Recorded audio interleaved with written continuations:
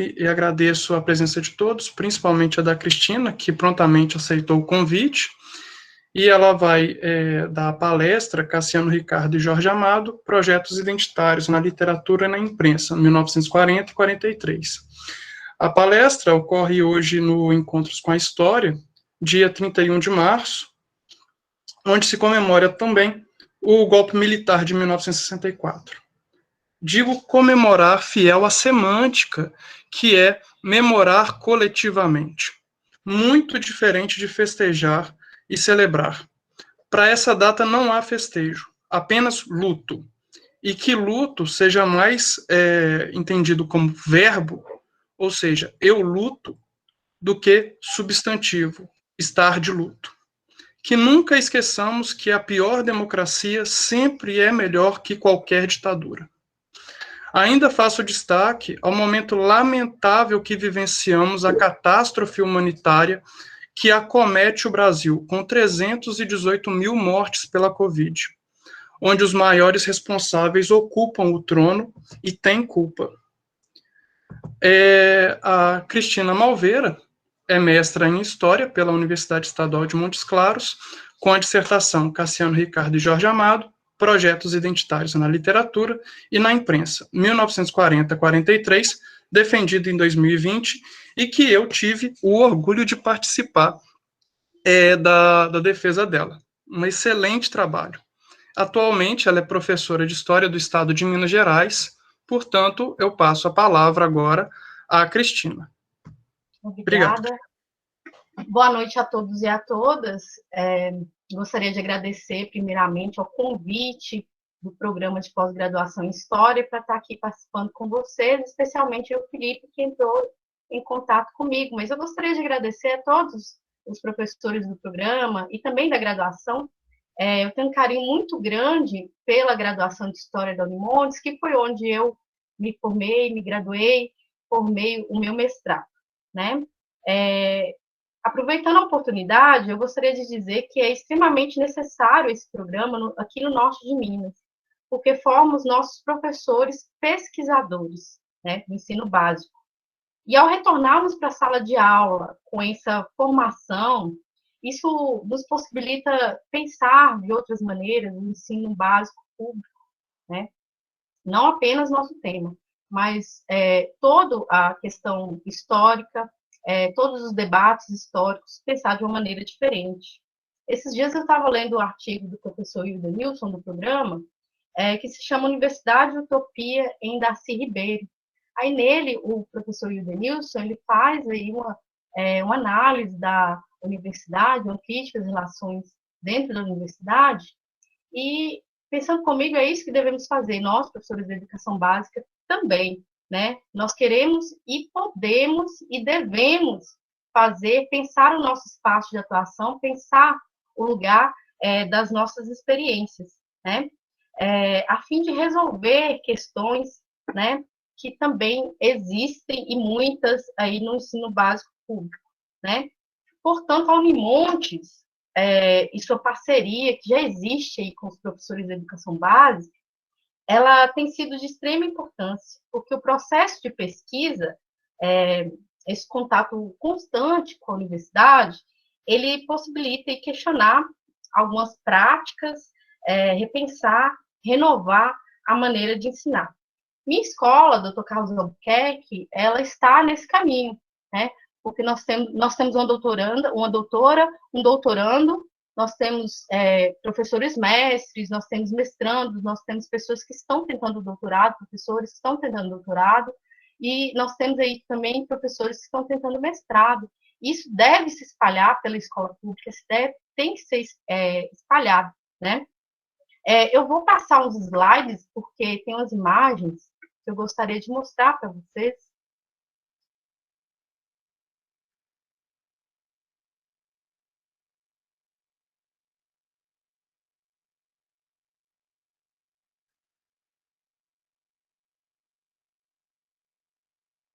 Gente, os slides estão aparecendo? Oi? Estão. Estão. Obrigada. Então, como o Felipe disse, esse foi o título final da minha pesquisa, Cassiano Ricardo e Jorge Amado, Projetos Identitários na Literatura e na Imprensa, 1940-1943. E como ele disse também, hoje nós vamos relembrar, precisamos relembrar a ditadura militar, né? Não podemos deixar passar em branco esse período da nossa história terrível, né? Nesse mesmo dia, em 64, se desenrolavam os últimos acontecimentos aí para um duro golpe na democracia brasileira. Infelizmente, nós ainda devemos lembrar que aquele não foi o único golpe e a única fase de autoritarismo no Brasil, né? Temos que lembrar que o Estado Novo também, por exemplo, foi uma ditadura, né? Onde também houve censura, mortes e disputas pelo poder, tortura, né? Então, eu trabalho com esse tema desde a graduação. Mas na graduação, eu trabalhei somente aí com o Cassiano Ricardo, né? Eu fiquei aí um período sem pesquisar, foi um período em que eu estava estudando para o concurso, e aí eu passei em outra cidade, Capitães, e fui para o distrito de Santana da Serra, em que eu tenho muita consideração pelo pessoal de lá, um lugar muito bom, pessoas muito boas, mas que não tinha recursos. Então, eu pedi a remoção para Montes Claros, voltei, e aí retornei a pesquisar, né, fui fazendo as disciplinas isoladas, tentei o processo, passei e concluí o mestrado pelo programa da Unimontes de História ano passado, como eu disse, né? E um fato curioso, quando eu relembro aí minha trajetória de pesquisa, né, que quando eu era graduanda, e eu passei a me interessar pelo período do Estado Novo, aí por volta de 2008, eu tinha esse mesmo entusiasmo de falar, eu falava muito para os meus amigos, né, Flávia? Falava muito em eventos, eu falava em estágios, eu falava no programa NAP, que eu participava também, em todo lugar, até com pessoas que eu não conhecia, eu falava, né? Mas aí eu percebi que ao retornar, havia uma dificuldade maior em falar nos espaços que fora da universidade, né? Uma dificuldade maior para falar sobre o autoritarismo. Então, quando você fala hoje em ditaduras brasileiras, a ditadura militar, ou você fala a palavra comunismo, perseguição aos comunistas, as pessoas, muitas vezes, elas não deixam você nem terminar, né? Eu começo falando lá, eu trabalho com o Cassiano Ricardo e Jorge Amado, estou falando da literatura, daí eu começo a falar porque Jorge Amado foi perseguido, aí as pessoas já começam a me chamar aí do adjetivo, não só eu, com outras pessoas também passam por isso, do adjetivo cunhado pela polarização política, que é esquerdista, esquerdopata, né? E aí começa a te xingar, e aí, no fim, quando eles não têm mais argumentos nem xingamentos, eles terminam com a frase, e o Lula, né? Então, hoje está mais difícil porque, muitas vezes, o professor ele é até intimidado em sala de aula a não falar, né? Não falar de movimentos sociais, a não falar de ditadura. Eu não me sinto intimidada, eu falo mesmo, mas eu conheço casos, situações de professores, colegas de profissão que passaram por isso, por essa experiência aí, né? Foram até mesmo perseguidos. Aí você acaba sendo acusado de outro adjetivo, que é o professor doutrinador. Então, está difícil porque as pessoas elas não querem lembrar de questões históricas que precisam ser lembradas, né, analisadas e não comemoradas, no sentido de celebradas, né, como disse o Felipe. Como é o caso do golpe de 64. Né? As pessoas elas querem continuar agarradas aí a salvadores da pátria, símbolos, heróis, e também não admitir que estavam erradas, que foram enganadas, como muitas vezes aconteceu na história do nosso país. Né? Está difícil também porque estão resgatando a censura, provocando medo, criando uma espécie de polícia online que vigia toda crítica e pensamento, né? As pessoas, elas deveriam, na verdade, pensar por que não se pode criticar, por que não podemos fazer uma crítica da nossa realidade, por que não podemos fazer uma análise do que vivemos. Então, muitos de nós, professores do ensino básico, eles esperam que tudo passe primeiro para depois se falar. E eu, particularmente, eu não quero esperar, né? Em 2018, no final aí da disciplina do mestrado, nós tínhamos que entregar a introdução da dissertação, eram duas professoras que coordenavam, não sei se está por aí uma delas, não sei se ela vai se lembrar, desse trecho da introdução, talvez o Felipe se lembre, e aí ela disse mais ou menos assim, eu gostei muito, eu espero que ano que vem você possa continuar falando isso. E o trecho é o seguinte, vivemos em um momento ímpar na atualidade, onde direitos conquistados estão sendo questionados, tal como a nossa democracia. Heróis e salvadores da pátria surgem para resolver os problemas do país. Tal tema e debate que relaciona a identidade nacional e as discussões políticas que envolvem ainda conceitos de democracia se colocam, portanto, como muito importantes. Né? Então, naquela época, em 2018, eu senti aí já uma tensão em torno de se falar sobre autoritarismo, né? Eu senti um certo receio também, né? Então, já naquela época, eu senti a diferença entre o que eu vivenciei na minha graduação e o que eu vivenciei, estou vivenciando ainda, né? Por isso, esse trecho eu decidi deixá-lo para a banca de qualificação e também para a banca final em 2020. Ele permaneceu na minha dissertação simbolicamente e passou a representar para mim um alerta para esses tempos sombrios, né, que por vezes podem tentar aí calar as pesquisas científicas. Está aí como um lembrete da necessidade de se falar das ditaduras, de explicá-las, de salientar a censura, as mortes que as mesmas provocaram, né? Então, quem lê a minha pesquisa pode até achar algumas coisas óbvias, né?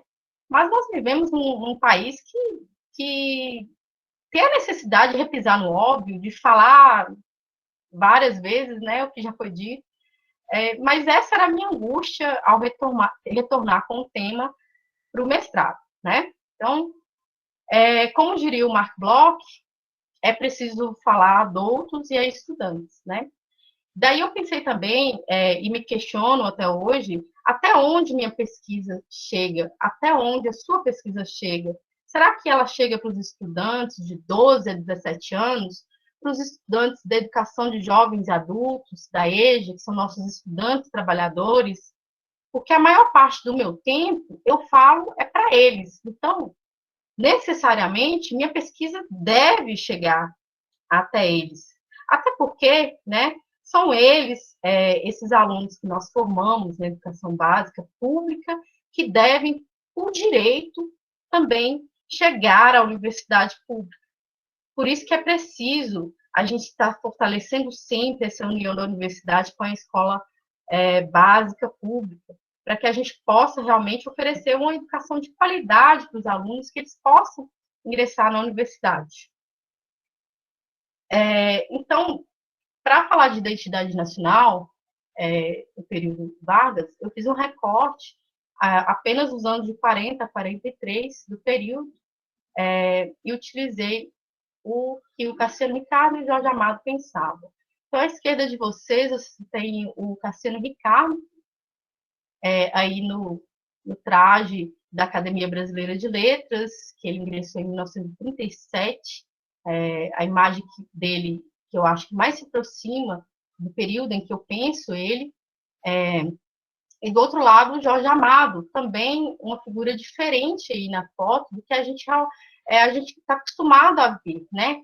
Aquela foto mais clássica dele, já mais velho, bem mais velho, né? Pós aí a década de 50, depois que ele já está na academia. Essa foto, ela representa também, ela traz também esse período que eu trabalhei de 40 a 43, está mais próxima, né?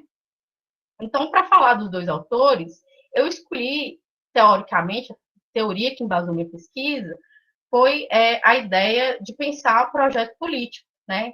Então, na visão do Raymond Williams, é preciso pensar a literatura mais unida aí à vida do autor e de suas militâncias, né? Pensar a literatura como uma prática que ultrapassa as páginas do livro, né? Em outros espaços, a literatura também vai se fazer presente e ela deve ser pensada junto com o projeto do autor, né? Então, eu fui buscar na imprensa outro espaço, né? Essa literatura dos autores. Então, como que é investigar e como então que eles pensavam o Brasil naquele momento e como que eles tentaram explicar o Brasil para os brasileiros. Então, o Cassiano Ricardo, ele nasceu em 1895 em São Paulo. Ele, desde muito cedo, ele vai escrever na literatura, ele vai escrever literatura, poemas especificamente. Ele vai se formar em Direito, finalizando aí no Rio de Janeiro, e ele vai participar também da Semana de Arte Moderna de 22. Após a Semana de 22, ele, Menotti Del Pitta e Plínio Salgado, eles vão formar grupos de literatura, grupos literários, né, movimentos mesmo literários, como o ANTA e o Verde e Amarelo, né? Posteriormente, ele vai formar o grupo A Bandeira, né? Mas nesse momento aí, ele vai estar escrevendo também o Martim Sererê, que é o livro de poemas dele, que vai contar a história do Brasil, vai buscar a história do Brasil baseado na união de três raças para formar a raça brasileira. Então, ele vai fazer um elogio à mestiçagem do povo brasileiro, combinando aí com o que se pensava na época também, porque se você for pegar, por exemplo, Jorge Vasconcelos, ele vai publicar em 1925 o livro Raça Cósmica. No livro que eu trabalho, na edição que eu trabalhei, o Martim Sererê, ela é uma edição já pronta, onde há o poema Raça Cósmica, né? E aí o José Vasconcelos, no livro dele, que se chama também Raça Cósmica, ele vai dizer que haviam 4 raças originárias, né, da América, e que essas raças unidas, elas formariam uma quinta raça que estava destinada a melhorar a América, a comandar mesmo politicamente a América, né? E aí o Cassiano Ricardo, ele também vai se embrenhar nesse pensamento parecido aí com o José Vasconcelos. Só que aí ele vai colocar o Bandeirante como a grande figura, o grande herói da história brasileira, porque o Bandeirante, para o Cassiano Ricardo, ele seria a junção aí dessas três raças, né? Que desbravou o país, que desbravou o interior, foi responsável pelo país ter esta forma e ter esse território todo, né? O Cassiano Ricardo, ele vai haver uma mudança aí nas ideias políticas dele entre 37, 38, Jorge Leonardo Coelho, que trabalha com ele, esse período mais da época dos movimentos literários, ele vai mostrar como que o Cassiano Ricardo ele vai mudando sua perspectiva. Ele era do Partido Republicano, simpatizante, e ele vai trabalhar no Correio Paulistano, onde ele vai conhecer aí o Menotti Del Pitta, o Plínio Salgado, e os três vão pensar essa questão da identidade nacional. Só que aí, à medida que o Plínio ele vai se distanciando, vai se aproximando do fascismo, ele se distancia um pouco do Cassiano Ricardo. Na verdade, o Cassiano Ricardo é que se distancia dele, porque ele acreditava que todas as ideologias que não fossem originárias brasileiras mesmo, elas não serviam para explicar o Brasil. Então, ele vai falar mal também do fascismo, nazismo, comunismo, liberalismo, então, e vai defender aí uma ideia de democracia social, né? Então, o Jorge Leonardo Coelho apontou que, à medida que ele vai mudando a sua perspectiva política, ele muda também o livro de poemas, né? Chegando até o livro de 40, né? Onde os poemas já estão modificados.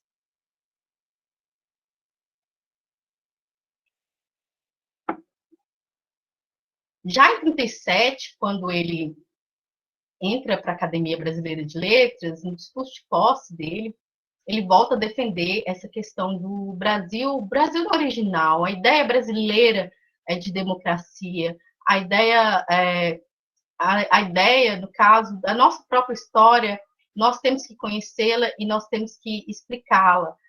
Também essa ideia do bandeirante, né, ele vai salientar muito, ele vai substituir o Paulo Setúbal, o Paulo Setúbal na academia, e nesse discurso de posse ele já vai mostrar em 37 essa ideia bem já constituída, o posicionamento dele, e ele se aproxima muito mais do Oliveira Viana, do Azevedo Amaral, e vai se distanciando do Plínio Salgado por causa das questões políticas, né? E é aí que ele se aproxima do Estado Novo, porque, como apontou o Jorge Leonardo Coelho, ele vai até mesmo criticar o governo Vargas anteriormente. E aí depois ele se aproxima aí do governo de 37 para 38, porque ele precisava de um regime, de uma ideia que combinasse com a dele, né? Então, ele se aproxima e ele consegue desenvolver sua ideia da literatura e na proposta política do governo, né? Ele vai participar do governo do DIP, e depois ele vai ser convidado para ser diretor do jornal Amanhã, que foi o que eu pesquisei, né? Então, antes disso, em 40, ele já publica um ensaio dele, Marcha para o Oeste, que é justamente indo na história brasileira para justificar essa democracia social, essa democracia racial, essa união das raças, e essa democracia tipicamente brasileira, e aí ele volta nas bandeiras, ele volta a mostrar o bandeirante como herói, e faz muito sucesso, né? Principalmente esse elogio à mestiçagem, que já era também uma ideia corrente na época, né? Gilberto Freire, por exemplo, mostra.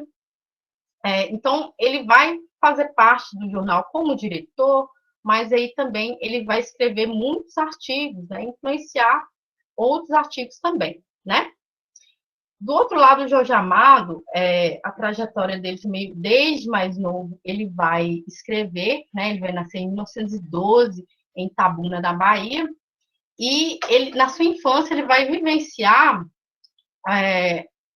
o trabalho nas fazendas de cacau. Ele vai estar em contato com esses trabalhadores, desde muito cedo ele vai tomar partido da causa desses trabalhadores, né? Ele vai ver a desigualdade já desde mais novo. Então, ainda jovem, ele participa da Academia dos Rebeldes, é um dos fundadores. Depois ele sai de Salvador e vai para o Rio, né, para fazer a faculdade de Direito também, a formação dele é essa. E ele vai começar a escrever, né, Jubiabá, Suó, ele vai escrever o Capitães Areia, que vai ser um romance sobre os meninos de rua de Salvador, que vai ser apreendido aí pelo governo Vargas e queimado, né, em praça pública. Ele vai ser perseguido pela ditadura, vai ser preso e acaba indo para um alto exílio no Uruguai e Argentina, justamente porque ele queria escrever a biografia do líder de esquerda da época, o Luiz Carlos Prestes, né? Então, pensando um pouquinho também, as editoras da época, que também é um espaço que pode ser pensado, infelizmente eu não aprofundei muito na minha dissertação, mas o Gustavo Sorra, ele fala, por exemplo, do José Olímpio, da figura do José Olímpio. E o José Olímpio, ele vai editar tanto os livros do Cassiano Ricardo, quanto os do Jorge Amado. Então, ele tinha relações dentro do governo, também vai editar o Plínio, vai editar o Getúlio Vargas, o Graciliano Ramos, que vai ter até mesmo um vínculo de fidelidade com o José Olímpio, depois que o José Olímpio publica o livro dele, quando ele estava na prisão, né? Ele escreve e o José Olímpio publica.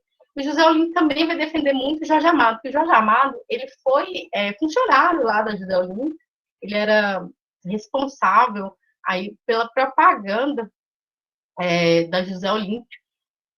E aí ele vai ficar até mesmo sem entender, porque depois na década de 40, 45, o Jorge Amado ele vai publicar o Cavaleiro da Esperança pela Martins, né? Vai haver uma quebra aí do vínculo com a José Olímpio. E ele vai meio que falar como se fosse uma espécie de ingratidão aí por parte do Jorge Amado, né? Também vai publicar o Cassiano Ricardo, ele tinha uma relação de amizade com o Cassiano Ricardo, né? Quando o Cassiano Ricardo acabava de publicar o Martim Sererê, ele colocava na livraria o livro aberto para as pessoas passarem e ler o livro e se interessarem, né? Então ele vai aí jogar com várias perspectivas, com vários projetos, né? Então eu trouxe o Jornal de Amanhã, a primeira página do jornal, 9 de agosto de 1941, que é a estreia do Jornal Amanhã. Então, como eu disse para vocês, o Cassiano Ricardo ele vai dirigir esse jornal, que era da Superintendência das Empresas Corporadas ao Patrimônio da União, que foi criado em 1937, que também vai regular a folha do Menotti, né, à noite, e aí por isso que aparecem empresas à noite aí no jornal, né? Eu acho que não dá para enxergar muito, porque ficou meio ruim a imagem, né? Então, o secretário de redação era Barros Vidal, tinha um auxiliador de redação, que era o Jorge Lacerda, né? Alguns colaboradores, a Cecília Meirelles, por exemplo, o Ribeiro Couto, o Menotti Del Picha, o José Lins do Rego, Oliveira Viana, Afonso Arinos, Vinícius de Moraes. Então, nós tínhamos muitos colaboradores aí que eles escreviam tanto dentro do jornal como em autores e livros, que era o caderno literário. Mas, na minha proposta de pesquisa, eu procurei analisar o Jornal Amanhã como um todo, percebendo a literatura pelo jornal. Não a literatura de jornal, por exemplo, só o caderno, autores e livros, mas a literatura por todo o jornal, a influência dessa linguagem na linguagem da imprensa, né? Então, nessa primeira página, já vinha logo de início notícias de todo o Brasil, que era uma coluna muito importante, porque ela falava de várias cidades, né, ao mesmo tempo, falava notícias, questões culturais, né, festas, falava também dos problemas dessa cidade, mas salientava sempre que estava sendo solucionado, como que o governo estava solucionando esses problemas, né? Então, de forma geral, ela integrava. Ela, quando você abria o jornal, estava lá a sua cidade, eram cidades grandes e pequenas, né?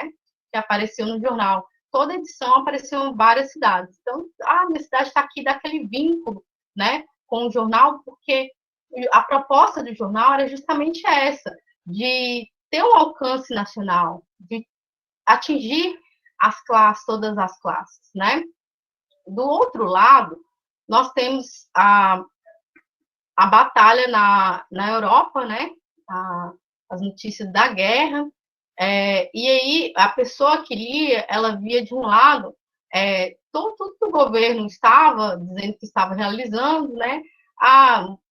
Eu sou do Rio, Salvador, nossa, tendo evento lá, tá tendo, o governo está fazendo tal e tal obra lá em Salvador, então davam aquela ideia de que na Europa, onde há ideologias dissolventes, aí, como diz o Cassiano Ricardo, está tendo todo esse conflito, todas essas mortes, tudo de ruim eles colocavam nessa página, né, nesse lado da página, e do outro lado eles colocavam as coisas que estavam acontecendo aqui no Estado Novo, né, as realizações do Estado Novo, dava esse contraste aí.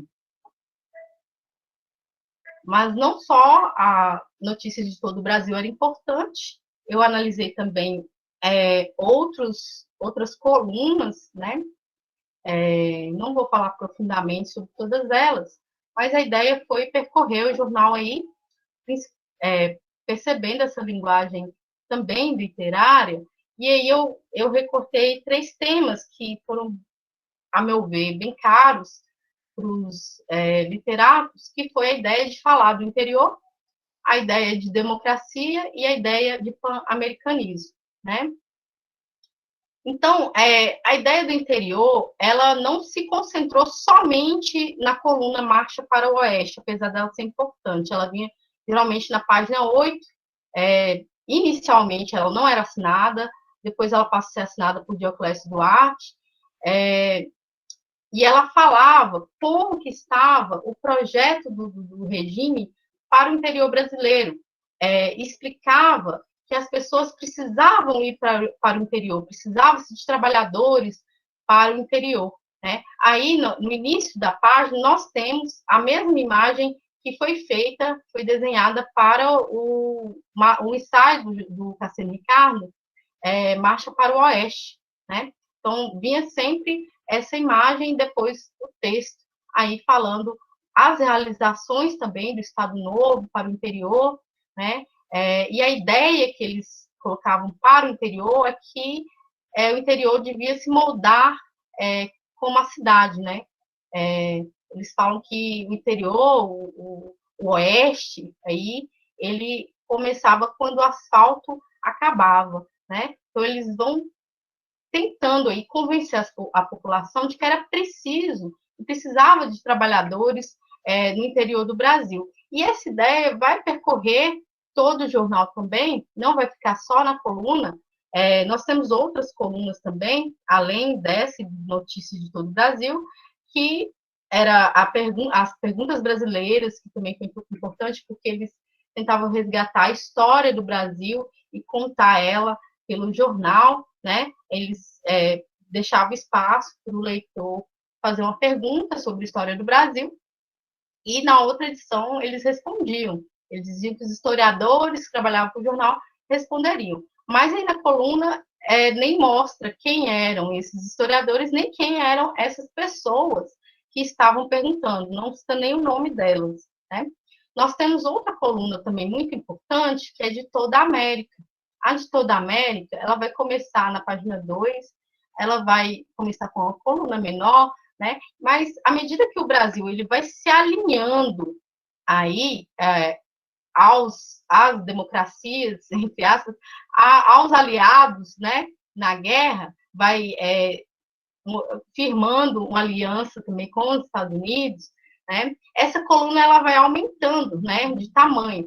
E essa coluna era responsável justamente por discutir o pan-americanismo, para discutir o que o Brasil estava importando, exportando, o que o Brasil estava produzindo para a América, né? Então, essa coluna ela foi também de grande importância. Tinha outras colunas, como a Mulher Útil, a Mulher Fútil. A página 4 era muito importante, porque eram justamente aí que se encontravam os artigos mais de opinião, né? E o Cassiano Ricardo assinava. Tínhamos a página 6, onde era o espaço dos trabalhadores, né? De se falar para os sindicatos. E também a assistência social, que era nessa mesma página, que falava os benefícios que o governo estava fazendo para o trabalhador. Só que eles ressaltavam que precisava que o trabalhador fosse trabalhador aquele enquadrado pelo regime, né? Na ideia do regime. Para amar a pátria, você precisava trabalhar, né? A ideia de nação girava em torno do trabalho aí, né? E também criticava-se alguns hábitos dos trabalhadores e tentava modificá-los, né? Também falava sobre o que o governo estava fazendo no combate às epidemias aí. Nós tínhamos também a Ases Motores, que falava das novidades tecnológicas aí, né? E o Nomes do Dia, que destacava alguns literatos e políticos importantes, né? Então, a ideia que vai circular nessas colunas vai ser essa ideia de democracia social, que, como diria Angela de Castro Gomes, é aquela que você abre mão dos direitos políticos pelos direitos sociais. E aí o Cassiano Ricardo, ele vai fazer muito isso nos artigos dele, que é utilizar o discurso do Vargas, comentando o discurso do Vargas na página 4, e inserindo aí os elementos do que ele pensava, por exemplo, associando Vargas ao novo bandeirante que guiaria o Brasil, que guiaria o povo brasileiro, essa raça miscigenada, essa quarta raça, né? para o caminho do desenvolvimento, o caminho da glória, né? Então, ele passa essa ideia de que o regime não deveria acabar, que era esse o regime ideal para a nação. É claro que ele não vai falar autoritarismo.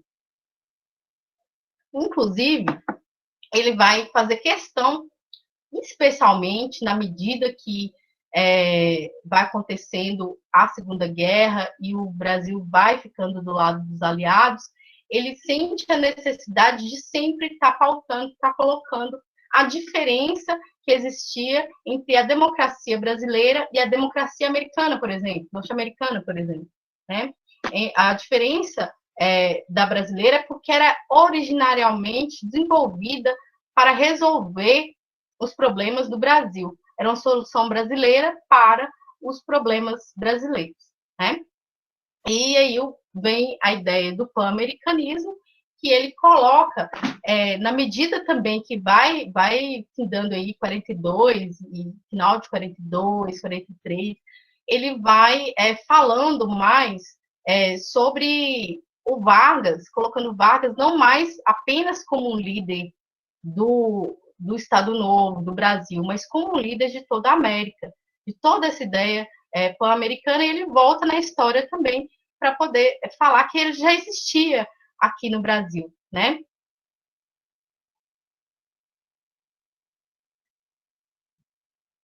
Então, antes de passar para o Jorge Amado, a ideia de identidade nacional para o Cassino Ricardo era aquela ideia que envolvia muito a questão de homogeneidade cultural, de beleza, de união, né? Sem muitos conflitos. Já o Jorge Amado, ele, desde mais cedo, ele vai começar a falar de conflitos sociais. Ele se filia ao Partido Comunista Brasileiro, né? E aí ele vai militar em torno dessa causa, né? Do Jorge Amado, ele vai escrever O Cavaleiro da Esperança no exílio, mas essa edição ela sai em 42 pela Claridad e circula aqui no Brasil. Então, no livro, ele vai contar toda a infância do Luiz Carlos Prestes, mostrando como que ele já nasceu com as características de líder, né? Mostrando aí como que ele tinha um bom caráter, era uma pessoa boa desde a sua infância, né? E como que ele vai mostrar o interior brasileiro, já com a característica da literatura que ele tinha, né? O interior brasileiro, ele vai mostrar cheio de desigualdades sociais, fome, vai denunciar o governo especialmente, né? Vai criticar os literatos que não falavam sobre esse interior, não falavam dos problemas do interior, que era preciso falar, né? E vai mostrar como que o sertanejo e a pessoa do interior, ela via em Prestes um líder, né? Ele entrava para a coluna porque queria. Isso ele conta, né? Quando ele está escrevendo 40, 42, né? E aí ele vai mostrar, depois, posteriormente, vai mostrar em cartas que o livro ele servia também para animar as pessoas que eram de esquerda, animar as pessoas mais humildes, que acreditavam no Luiz Carlos Prestes, animar as pessoas do próprio Partido Comunista que estava na ilegalidade, né? Mas também o romance ele vai servir, né, para poder falar em nome dos presos políticos da época, em especial Luiz Carlos Prestes, mas aí ele vai denunciar, né, toda aí a ditadura varguista, as torturas, né, as prisões, as perseguições, porque ele faz também como se fosse do mesmo estilo do Cassino Ricardo, só que é um romance biográfico. Ele vai lá na infância do Luiz Carlos Prestes, nascimento dele como líder, fala da coluna Prestes, fala do interior brasileiro, das desigualdades sociais, e aí depois ele acaba no romance justamente quando o Luiz Carlos Prestes é preso. E ele vai fazer várias denúncias, e inclusive críticas também à própria esquerda, porque ele vai dizer que o Vargas ele tomou poder porque não houve união das esquerdas no Brasil, que deveria ter havido, né? E aí, quando você vai para o jornal, infelizmente, eu pesquisei mais, minha pesquisa aí no Jorge Amado foi mais voltada para a Hora da Guerra, que era a coluna que ele passou a escrever no final de 42, quando ele volta para o Brasil, né? Então, o periódico, ele pertencia ao Franklin Lins, né? Que fazia uma oposição ao governo do interventor Landulfo Alves, na Bahia. Quando ele volta, ele é obrigado a ficar na Bahia. Ele não poderia sair de lá, porque quando ele volta, ele é preso e conduzido para a Bahia e não podia sair de lá. Então, o amigo dele, que era filho do Frank, o Wilson Lins, ele vai convidar o Jorge Amado para escrever essa coluna na Hora da Guerra, né? E na Hora da Guerra, o Cassiano Ricardo, o Jorge Amado, ele vai falar muito mais, quando era crítica, nas entrelinhas. Ele pega para falar mesmo explicitamente contra o nazifascismo, porque é o momento que o Brasil já está alinhado na guerra, né, do lado dos aliados, e aí ele tem esse espaço de fala que ele não podia perder, né? Então, as críticas no romance, elas são bem mais duras, explícitas, do que no Hora da Guerra. Ele vai pegar para Cristo aí o Plínio e o Gustavo Barroso, né? Vão culpar, ele vai colocar eles como grandes inimigos da nação, porque eles tinham tendências fascistas, né? Militavam pelo integralismo, e aí ele vai colocar que o integralismo era que era responsável por tudo que estava acontecendo de ruim no país, né? Ele vai, inclusive, no jornal, apoiar a ideia de um alinhamento aí com o governo, de que as pessoas precisavam apoiar o governo naquele momento, né? Então, mas aí ele vai continuar falando muito de democracia no sentido de liberdade. As pessoas precisavam ter liberdade, e é bem interessante que ele vai falar, vai criticar o governo nas entrelinhas, por exemplo, ele vai falar da Alemanha, em que se perseguia intelectuais, se perseguia, se queimava livros em praça pública dos literatos, né? E quem conhecia a trajetória dele, né? Quem conhecia aí o Capitães da Areia, sabia que o livro ele tinha sido queimado também pelo governo Vargas, né? E ele diz que a democracia ela não tinha nada a ver com autoritarismo, né? Que a democracia era no sentido de liberdade para as pessoas, de liberdade para as pessoas se expressarem da forma como elas estavam, como era a cultura delas, né? Era o pensamento delas, né? Então, você vê uma identidade nacional mais, como dizia o Eduardo Assis, mais quebrada, né? Mas não tem essa ideia de harmonia como tem no Cassiano Ricardo. Muito pelo contrário, tem muita divergência, tem muito conflito social, né? E ele caracteriza muito bem isso, né? E o pan-americanismo, ele vai falar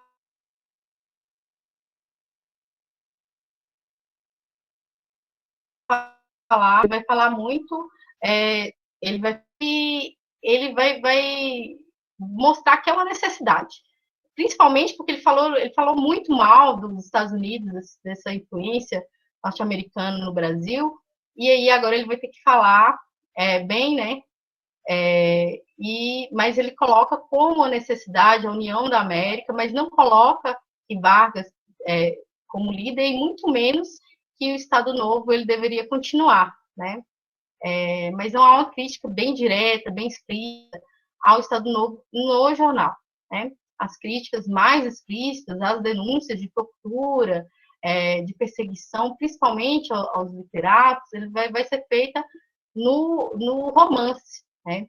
Inclusive, ele fala que a prisão do Graciliano Ramos vai adoecê-lo, né? Ele vai ficar doente para o resto da vida dele, por causa da prisão. Então, ele vai falando, ele fala contra o Coelho Neto, que tinha sido presidente da Academia Brasileira de Letras, né? Ele fala que era uma literatura vendida, uma literatura sem fibra, né? E ele fala contra todo e qualquer escritor que não se posicionava, porque a ideia dele era a militância para resolver as questões sociais, né? Então, e também no momento em que ele escreveu no Hora da Guerra, resolver a questão de denunciar o nazifascismo. E ele convoca aí todos os escritores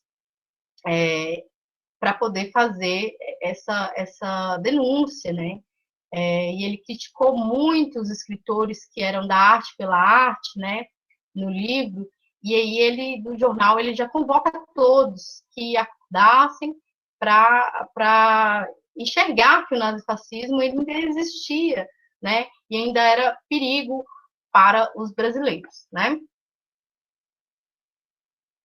Então, aqui estão os livros que eu utilizei, as edições que eu utilizei, finalizada, e a 16ª edição não é da época, tá? Mas aqui é interessante, trouxe porque a capa, ela justamente, ela faz um resumo aí da obra, né? A ideia das 3 raças, o tema indígena também. Do outro lado, o Cavaleiro da Esperança, que já é também, quando Jorge Amado é consagrado, 20ª edição, no caso, a edição republicada aí, da década de 70, e que vem com a imagem do Jorge Amado, já como a gente conhece mais ele, né? Pelo menos está mais nos livros didáticos aí, em metal. E foram essas as edições que eu utilizei. Nelas tem notas, né, que eu pude também ler, né, o que eles pensaram do livro bem depois.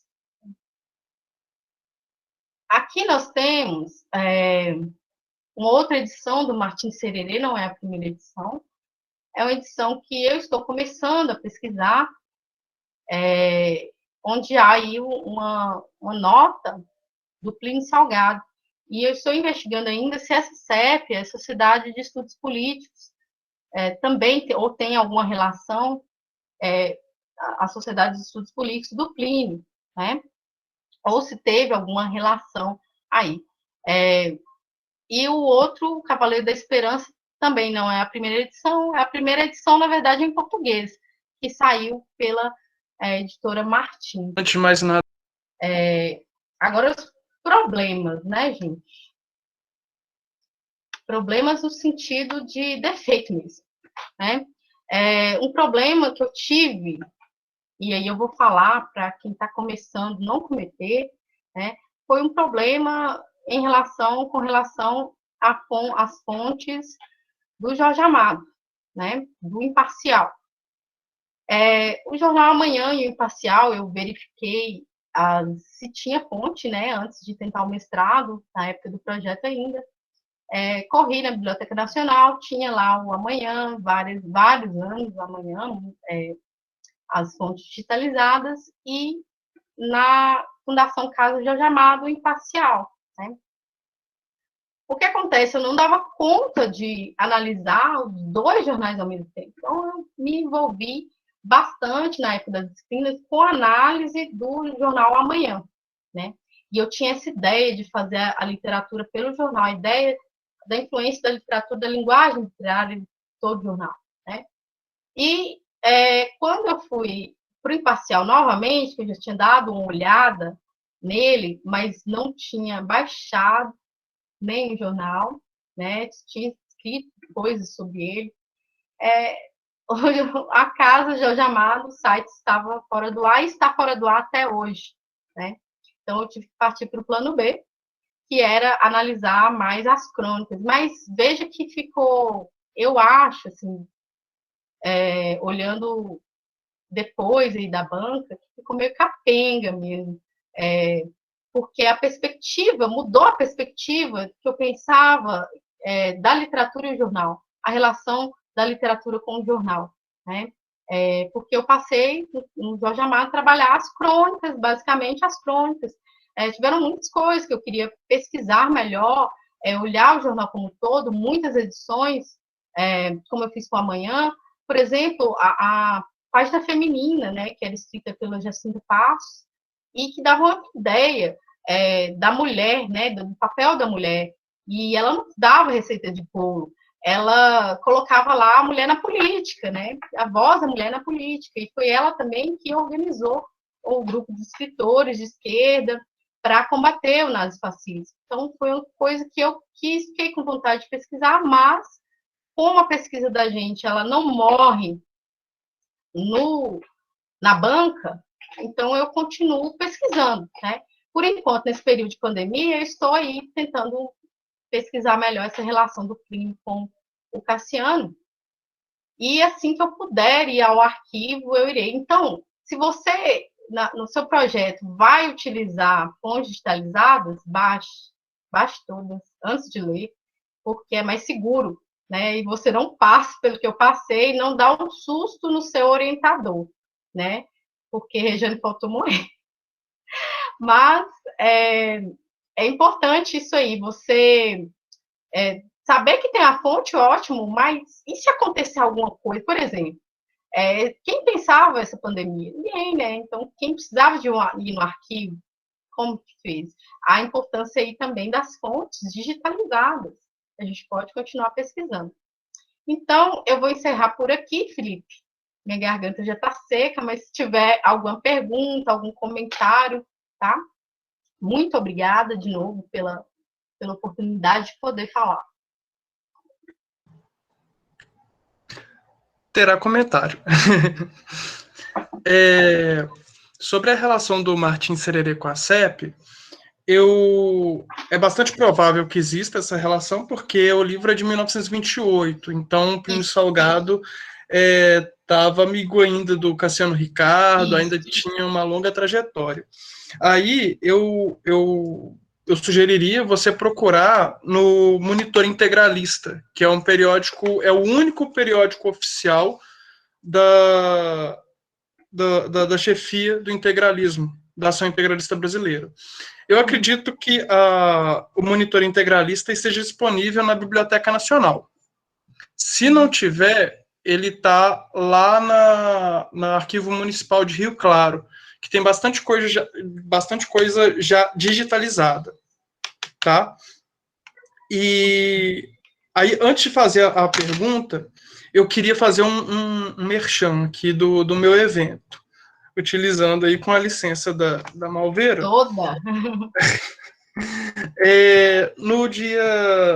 Entre os dias 13 e 15 de julho, vai acontecer o 4º Seminário Nacional de História Social da Unimontes, do PPGH da Unimontes. As inscrições já estão abertas para simpósio temático, e aí, para proposta de simpósio temático, a titulação mínima é mestre, mas para apresentação de comunicação, graduando pode participar. E o mais importante, o evento é gratuito. Então, para quem quiser, eu vou ver se eu consigo colocar o site aqui. As informações, elas estão nesse site, que já vai estar no chat. E aí, eu queria perguntar para você, Malveira, se havia uma intencionalidade, ou se você sabe dessa intencionalidade lançada pelo Cassiano Ricardo, enquanto diretor do jornal Amanhã, de trazer para dentro do jornal, que é um veículo oficial do governo Vargas, alguns integralistas. Isso me dói muito falar, porque você citou o exemplo do Vinícius de Moraes e do José Lins do Rego. O Oliveira Viana teve uma passagem pelo integralismo, e o José Lins do Rego e o Vinícius de Moraes também. Tá certo que esses dois últimos, Vinícius de Moraes e José Lins do Rego, tiveram uma participação mais tímida na ação integralista brasileira. Mas o Oliveira Viana, ele atuou doutrinariamente. Depois do Congresso de Vitória, que ele foi meio que colocado de escanteio. Mas ele era uma figura importante, tanto que no Monitor Integralista, que é onde eu te sugiro procurar, existia uma coluna que chamava Biblioteca Integralista. É onde eu acredito que o Martim Sererê esteja indicado lá. O monitor ele vai até 1937. Ele começa em 32 e vai até 37, o monitor integralista. Então, dá para fazer esse acompanhamento. Então, eu pergunto, em síntese, né, se havia uma intenção do Cassiano Ricardo de trazer esses integralistas ou ex-integralistas para dentro do jornal para fazer um monitoramento da ação deles. Olha, Felipe, só comentando a questão da CEP, antes de responder, pelo CPDOC, diz que a CEP ela foi criada em 32, por isso a minha dúvida, entendeu? Por isso que eu quero verificar isso melhor, né? E eu andei pesquisando a revista Diretrizes, e nela o Cassiano Ricardo, eu achei uma reportagem, uma entrevista com ele, né? E aí ele fala sobre por que os autores eles não participavam mais do governo. Então, eu acredito que houve uma intenção do Cassiano Ricardo, mas no sentido de chamar os integralistas ou ex-integralistas para participar e aí moldar o discurso deles, né? Porque passava pela supervisão do Cassiano, né? Sim. Você vê nos outros artigos, os outros de não assinados e assinados por outras pessoas, o toque aí do Cassiano Ricardo, que é inconfundível, gente. Falou de Martim Sererê e dos bandeirantes, né, e o jeito de escrever também. Mas eu acredito que o Cassiano Ricardo ele tinha essa ideia, né, de chamar todo mundo para a militância dele, né?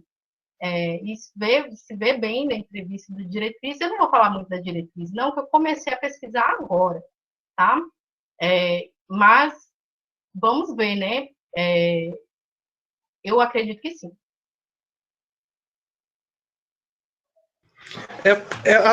A CEP, ela começou e acabou em 32, mas porque houve um incêndio que queimou a sala onde eles se reuniam e tudo. Mas mesmo com o rompimento, o Príncipe Salgado ele insistia em colocar as obras, né? Ele era teimoso.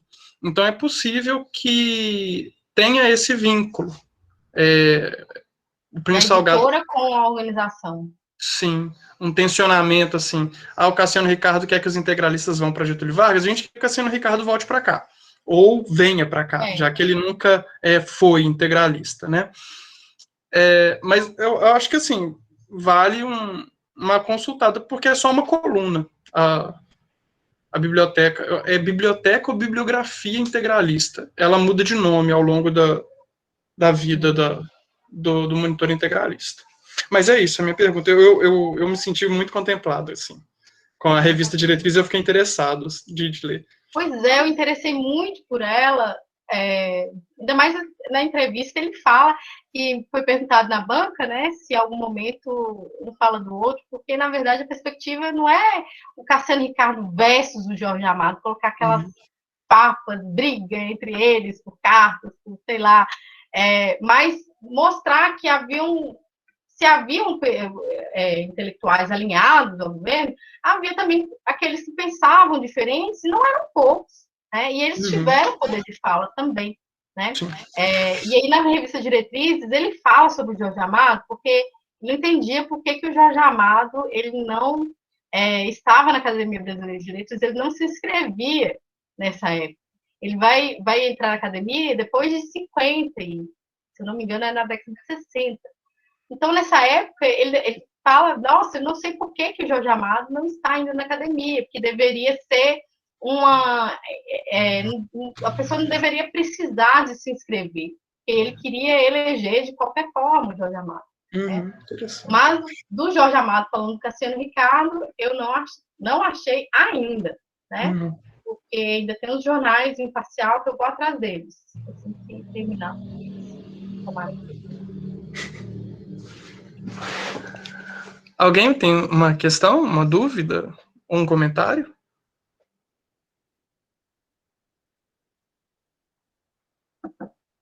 Dou-lhe uma, dou-lhe duas. Está aparecendo as minhas aulas. Fulano, você está aí? Bom, gente, então o que me resta é agradecer muito a Cristina pela palestra. É um tema que eu gosto muito, apesar de não trabalhar o Cassiano Ricardo, mas é o meu contexto. Então, eu me senti muito satisfeito e, pessoalmente, e pelo PPGH, eu agradeço o aceite ao convite, Cristina. Muito obrigado e obrigado a todos pela presença, tá? E acessem o evento, porque é gratuito, tá? Então, e qualquer questão, me procurem pelo e-mail também, que eu falo, dou as diretrizes para participar.